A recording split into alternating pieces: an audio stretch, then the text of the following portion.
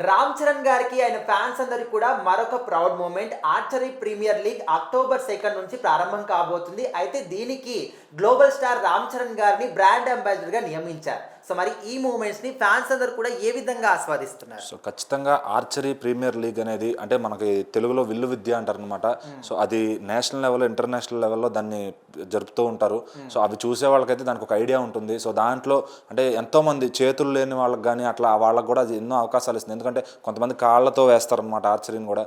So ఎంతోమంది టాలెంట్స్ని ప్రపంచవ్యాప్తంగా తీసుకొచ్చి అవి పోటీలు నిర్వహిస్తూ ఉంటారు. అయితే అది మన భారతదేశంలో జరిగే ప్రీమియర్ లీగ్ అయితే ఎన్నో దేశాల నుంచి కూడా వస్తూ ఉన్నారు అనమాట. సో దానికి బ్రాండ్ అంబాసిడర్గా రామ్ చరణ్ గారిని నియమించారు. సో ఆయన దాన్ని ప్రమోట్ చేస్తూ దాని గురించి చెప్పడం జరిగిందనమాట. సో ఇంకా అది చూసిన తర్వాత ఫ్యాన్స్ అందరికీ మనకి ఒక ప్రౌడ్ మూమెంట్ అని చెప్పి అందరూ కూడా ఫీల్ అవుతూ ఉన్నారు.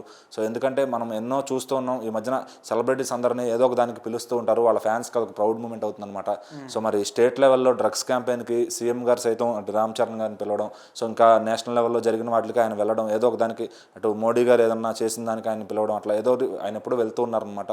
సో మరి ఈసారి ఆర్చరీ ప్రీమియర్ లీగ్ వాళ్ళే ఆయన బ్రాండ్ అంబాసిడర్గా ఎన్నుకుని ఇట్లా చేయడం కూడా ఇదొక మా ఫ్యాన్స్ ఖాతాలో ఇదొక మంచి ప్రౌడ్ మూమెంట్ అని ఫ్యాన్స్ అంతా చెప్పుకుంటూ ఉన్నారు. సోషల్ మీడియాలో మొత్తం కూడా అది ఆ వీడియోని షేర్ చేస్తూ అందరూ మురిసిపోతున్నారు అనమాట.